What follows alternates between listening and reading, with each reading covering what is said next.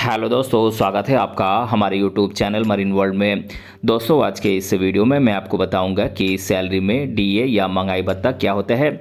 इससे जुड़ी सारी जानकारी मैं आप लोगों को आज के इस वीडियो में दूंगा। दोस्तों, वीडियो में आगे बढ़ने से पहले मैं आपसे रिक्वेस्ट करना चाहूँगा कि अगर आपने अभी तक इस चैनल को सब्सक्राइब नहीं किया है तो इसे ज़रूर सब्सक्राइब कर लीजिएगा, और अगर आपको ये वीडियो पसंद आए तो अपने फ्रेंड्स के साथ इसे शेयर जरूर कीजिएगा। तो चलिए दोस्तों, इस वीडियो को स्टार्ट करते हैं। दोस्तों, सरकारी नौकरी किसी अच्छी नहीं लगती है। आखिरकार सरकारी नौकरी में जीवन भर की नौकरी की सुरक्षा होती है और साथ ही पैसा भी अच्छा खासा मिल जाता है। भारत सरकार सहित राज्य सरकारें अपने कर्मचारियों और अधिकारियों पर बहुत सारा पैसा लुटाती हैं, लेकिन किसे खाने की आदत पड़ जाए उसे हम क्या ही कर सकते हैं। दोस्तों, एक और जहां देश के करोड़ों लोग जो प्राइवेट नौकरी कर रहे होते हैं उन्हें केवल अपनी सैलरी ही मिलती है, तो वहीं सरकारी कर्मचारी और अधिकारियों को सैलरी के साथ साथ महंगाई भत्ता भी मिलता है। दोस्तों, अब आप सोच रहे होंगे कि यह महंगाई भत्ता क्या होता है और ये आपको क्यों नहीं मिलता है। तो ये केवल सरकार के अंतर्गत काम कर रहे लोगों को ही मिलता है, जिसे अंग्रेजी में डीए कहते हैं। उनके लिए ये डीए बहुत ही महत्व रखने वाला होता है और ये थोड़ा बहुत ना होकर बहुत ज़्यादा होता है। ऐसे में आज के इस वीडियो में हम आपको इसी डीए या महंगाई भत्ता के बारे में बताने वाले हैं, इसीलिए इस वीडियो को अंत तक जरूर देखिएगा। तो चलिए दोस्तों, आज के इस वीडियो को हम बिना देरी किए शुरू करते हैं और आगे बढ़ते हैं। दोस्तों, पहले बात करते हैं कि सैलरी में डीए या महंगाई भत्ता क्या होता है। दोस्तों, यदि आप सरकारी कर्मचारी हैं तो आपको पहले से ही इसके बारे में पता होगा और आप हर महीने इसका लाभ भी उठा रहे होंगे।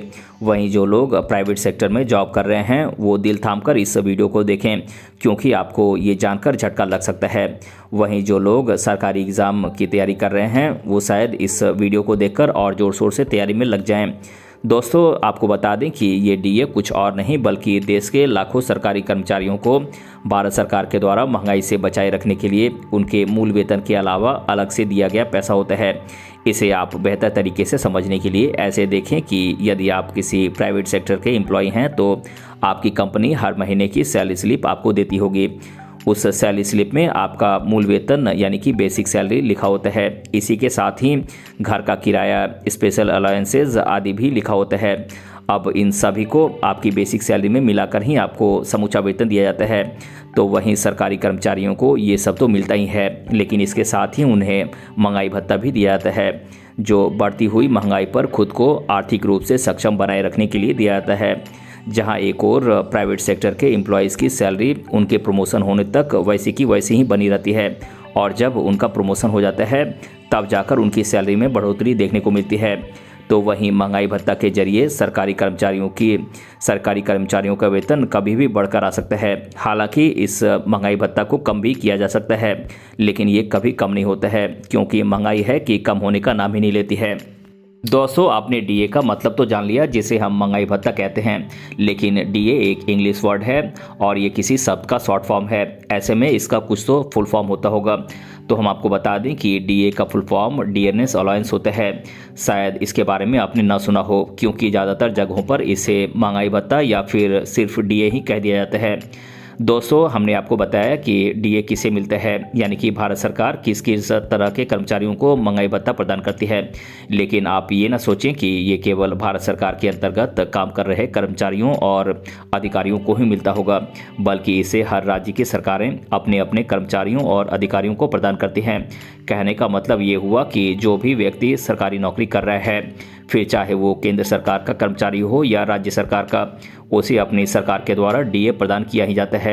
इतना ही नहीं, जो लोग पहले सरकारी कर्मचारी थे और अब रिटायर हो चुके हैं और उनके द्वारा मासिक तौर पर पेंशन ली जा रही है, तो उन्हें भी अपनी सरकार के द्वारा महंगाई भत्ता दिया जाता है।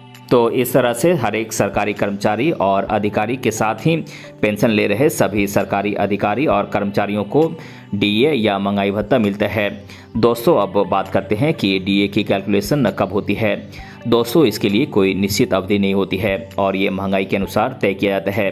कहने का मतलब ये हुआ कि इसे वार्षिक या मासिक तौर पर निर्धारित नहीं किया जाता है। सामान्य तौर पर डीए को भारत सरकार ही कैलकुलेट करती है, क्योंकि उसके पास ही देश भर के सभी तरह के आंकड़े होते हैं और वही देखती है कि देश में महंगाई कितनी बढ़ चुकी है।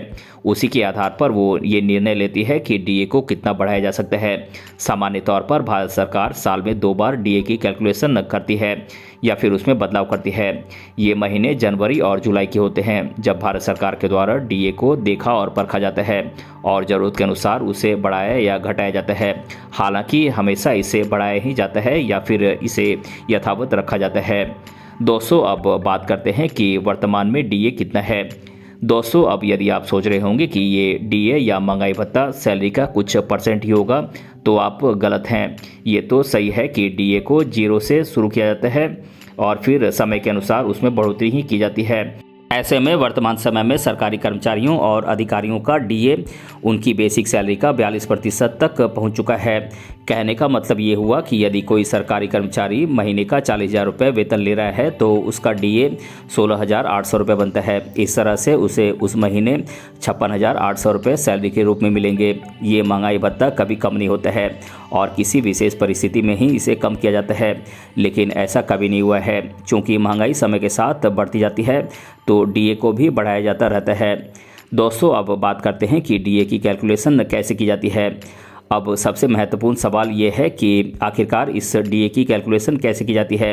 कहने का मतलब ये हुआ कि आज के समय में डीए 42% है, लेकिन यदि आने वाले महीनों में इसे बढ़ाया जाता है तो वो कितना प्रतिशत बढ़ाया जाएगा और उसकी कैलकुलेशन का आधार क्या होगा। तो यहाँ पर हम आपको बता दें कि इसके लिए कंज्यूमर प्राइस इंडेक्स यानी कि उपभोक्ता मूल्य सूचकांक को आधार बनाया जाता है। दोस्तों, डीए का फॉर्मूला इसी के आधार पर ही तय किया जाता है और फिर डीए को कैलकुलेट किया जाता है। तो डीए को कैलकुलेट करने के 2 फार्मूले होते हैं, जिसमें से एक फार्मूला तो केंद्र सरकार के कर्मचारियों के लिए होता है और दूसरा सार्वजनिक क्षेत्र के कर्मचारियों के लिए। आइए इन दोनों के बारे में हम डिटेल में जानते हैं। दोस्तों, केंद्र सरकार के कर्मचारियों के लिए डीए की कैलकुलेशन महंगाई भत्ता प्रतिशत बराबर पिछले 12 महीनों का उपभोक्ता मूल्य सूचकांक का औसत लिया जाता है, जो कि आधार वर्ष 2001 से कैलकुलेट किया जाता है और इसे 100 माना जाता है। इसमें से 115.76 माइनस किया जाता है और फिर इस संख्या को 115.76 से डिवाइड किया जाता है और आने वाली संख्या को 100 से गुना किया जाता है। इस तरह से केंद्र सरकार के कर्मचारियों के लिए डीए का महंगाई भत्ता प्रतिशत निकल कर आता है। वहीं बात करें सार्वजनिक क्षेत्र के कर्मचारियों के लिए डीए की कैलकुलेशन कैसे की जाती है, तो दोस्तों, सार्वजनिक क्षेत्र के कर्मचारियों के लिए डीए की कैलकुलेशन महंगाई भत्ता प्रतिशत बराबर पिछले 3 महीनों का उपभोक्ता मूल्य सूचकांक का औसत लिया जाता है, जो कि आधार वर्ष 2001 से तय किया जाता है, जिसे कि 100 माना जाता है। इसमें से 126.33 माइनस किया जाता है और फिर इस संख्या को 126.33 से डिवाइड किया जाता है और आने वाली संख्या को 100 से मल्टीप्लाई किया जाता है। इस तरह से सार्वजनिक क्षेत्र के कर्मचारियों के लिए डीए का महंगाई भत्ता प्रतिशत निकल कर आता है। दोस्तों, इस तरह से ये जटिल फार्मूला होता है जिसमें कई चीज़ों को आधार बनाया गया होता है। हालांकि इसमें उपभोक्ता मूल्य सूचकांक मुख्य काम करता है और उसी के आधार पर ही डीए को कैलकुलेट किया जाता है या उसकी गणना की जाती है। ऐसे में ये कितना प्रतिशत हो गया है और पिछले 12 महीने में कैसा रहा है, उसके आधार पर ही डीए बढ़ेगा या कम होगा, इसकी कैलकुलेशन की जाती है। दोस्तों, अब बात करते हैं कि डीए कितना तक हो सकता है। अब आप सोच रहे होंगे कि यदि ये डीए हमेशा बढ़ता रहता है तो क्या ये सैलरी से भी ऊपर चला जाता है। यदि ऐसा होगा तो एक दिन डीए ही सैलरी से ज़्यादा हो जाएगा, जिसका कोई औचित्य नहीं है। ऐसे में इसको लेकर भी एक नियम है और वो नियम ये है कि डीए 50% से अधिक नहीं होता है। तो आप ये मत सोचिए कि डीए 50% के बाद बढ़ता नहीं है, बल्कि ये बेसिक सैलरी में मिलकर फिर से 0 से शुरू होता है। अब आप ये सुनकर उलझन में पड़ गए होंगे, तो आइए इसे आपको सरल भाषा में समझा देते हैं। अब मान लीजिए कि किसी सरकारी कर्मचारी की मंथली सैलरी 50,000 रुपये है और डीए बढ़कर 50% पहुँच जाता है, तो इसके अनुसार उसे वेतन के अलावा 25,000 रुपये अलग से डीए के रूप में मिलेंगे। लेकिन जैसे ही डीए 50% के आंकड़े को छूता है तो भारत सरकार डीए की राशि को मूल वेतन में जोड़ देती है और डीए की कैलकुलेशन फिर से 0 से की जाती है। सीधे शब्दों में कहें तो डीए के 50% के आंकड़े को छूने पर सभी सरकारी कर्मचारियों और अधिकारियों के वेतन में 50% की बढ़ोतरी की जाती है और डीए को 0 मान लिया जाता है और फिर से उसकी कैलकुलेशन की जाती है। दोस्तों अब बात करते हैं कि क्या डीए पर इनकम टैक्स लगता है। दोस्तों अब केंद्र सरकार अपने अधीन काम कर रहे कर्मचारियों और अधिकारियों को इतना सब दे रही है, तो इसका अर्थ ये नहीं है कि वो उन्हें सब कुछ ही दे दे। ऐसे में जिस भी कर्मचारी या अधिकारी को डीए का लाभ मिल रहा है उसके द्वारा प्राप्त की गई वो राशि भी आयकर या इनकम टैक्स के दायरे में आती है। ऐसे में जब वार्षिक तौर पर उसका इनकम टैक्स कैलकुलेट किया जाता है तो उसमें उसके मूल वेतन के साथ साथ उसका संपूर्ण डीए भी शामिल होता है। तो इस प्रकार महंगाई भत्ता या डीए पर इनकम टैक्स लिया जाता है।